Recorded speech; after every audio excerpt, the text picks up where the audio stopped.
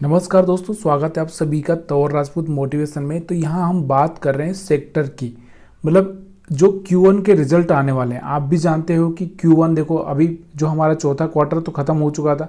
अब हमारा जो Q1 मतलब कहाँ से शुरू होता है? अप्रैल से शुरू होता है तो जून तक चलता है। तो जून जैसे ही ख़त्म होता है उसके बाद यहाँ पर क्या होता है, इनके जो प्रीव्यू मतलब कंपनियाँ क्या करती है, पहले से थोड़ा सा एनालिसिस करती है। वो एनालिसिस होता है, वो बाहर आता है और उसी एनालिसिस के आधार पर ये बताया जाता है कि कंपनी ने क्या ग्रोथ की है, किस तरह से ग्रोथ हुई है, क्या क्या हुआ है और इसके रिजल्ट आगे कैसे रह सकते हैं। तो ये एक अनुमान भी लगाया जाता है, क्योंकि वो एक्चुअल होता नहीं है, जैसा वो बताते वैसा तो एक्चुअल में आएगा नहीं, लेकिन थोड़ा तो वहाँ पर हिंट मिल जाता। उसी हिंट का प्रयोग करके यहाँ पर अगर हम बात करें तो यहाँ पर हम बात कर रहे हैं कि जो सेक्टर वाइज, तो कौन कौन से सेक्टर है, जिन सेक्टर की कंपनियां एक अच्छा सा कमाल कर सकती है, जिनके अगर हम देखें तो जिनमें यहाँ पर करीबन यहाँ पर आपको दिख रहा होगा 40% का जंप आ सकता है, जिनके नेट प्रॉफिट में 40% का जंप आ सकता है।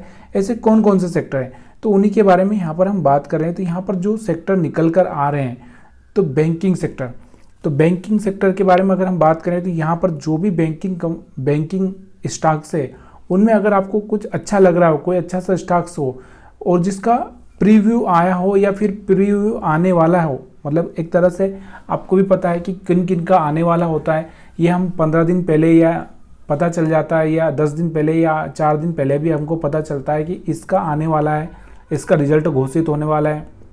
तो आप क्या कर सकते हो, वहाँ पे वो स्टॉक से पिक करके रख सकते हो और एसएल के साथ में, क्योंकि हो सकता है कि और थोड़ा सा आपको ये रिस्क रहेगा कि हो सकता है ख़राब आया तो फिर आपके लिए प्रॉब्लम भी कर सकता है। इसलिए थोड़ा सा वहाँ पर आपको अपनी जो एक हम जितना एसएल ले सकते हो उसके हिसाब से आप वहाँ पर देख सकते हो।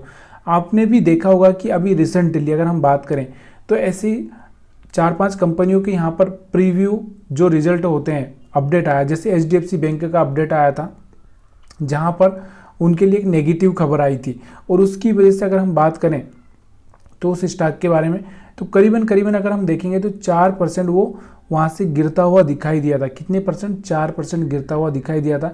जो स्टॉक 1700 से ऊपर चल रहा था वो 1600 के आसपास आता हुआ दिखाई दिया था। तो यहाँ पर जब ऐसा कुछ हो जाता है तो यहाँ पर थोड़ी सी प्रॉब्लम हो जाती है। और आपको पता है कि HDFC बैंक का प्रॉब्लम क्या हो रहा है कि HDFC बैंक और HDFC दोनों मर्ज हो चुके हैं, और दोनों मर्ज होने के चक्कर में क्या हो रहा है कि वहाँ पर एक तरह से जो बैलेंस शीट बनना चाहिए ठीक तरह से वो बन नहीं पा रही, क्योंकि एक प्रॉफिट करता है एक लॉस कर रहा है। तो वहाँ पर उनका एक तरह से जो फंस जा रहा है पूरा वहाँ पर जो रिजल्ट आना चाहिए वो आ नहीं पा रहा है।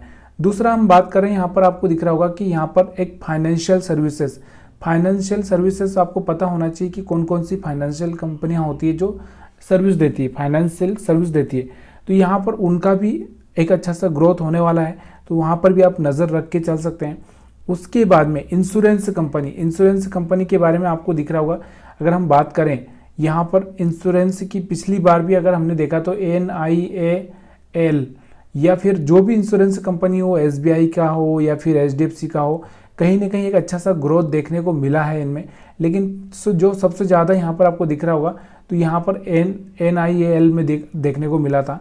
तो यहाँ पर ऐसी कंपनियों पर आप नज़र रख के चल सकते हैं। अगर आपको सही दाम पर मिल रही है तो आप वहाँ पर आप एक बार स्टडी करके वहाँ पर जा सकते हैं। उसके बाद में अगर हम बात करें ऑटो सेक्टर की, अगर हम बात करते हैं यहाँ से, तो ऑटो सेक्टर के बारे में आपको पता होना चाहिए कि अभी हमने देखा था रिसेंटली जो सीट कंपनी भी ऑटो सेक्टर में आती है, क्योंकि ये टायर बनाती है। तो उसके साथ में अगर हम बात करें, टाटा मोटर है, बजाज को आप देख ही रहे हैं कि बजाज ऑटो किस तरह से भागे जा रहा है, मारुति सुजुकी। तो यहाँ पर इनके भी अगर हम देखना चाहें तो यहाँ पर इनके बारे में भी हम सोच सकते हैं, JK टायर। तो ये सारी कंपनियाँ कहीं ना कहीं एक अच्छा सा मोमेंटम कर सकती है। 40% तक अगर इनका प्रॉफिट आया तो कहीं करीबन अगर हम बात करें तो यहाँ से 10% 15% का हाई लगने ही वाला है। तो इस चीज़ को आपको याद रखना है। लेकिन ये वीडियो सिर्फ एजुकेशनल पर्पज़ के हिसाब से बनाया जा रहा है। इसका मतलब ये मत समझिएगा कि यहाँ पर आप जाकर वहाँ पर घुस जाओ, वहाँ पर बाइंग कर लो। पहले अपने स्तर पर स्टडी कर लो, सोचो समझो, रिस्क को समझो, उसके बाद ही वहाँ पर जो भी करना है अपने एडवाइजर से सलाह लेकर करना। वीडियो देखने के लिए आप सभी का बहुत बहुत धन्यवाद।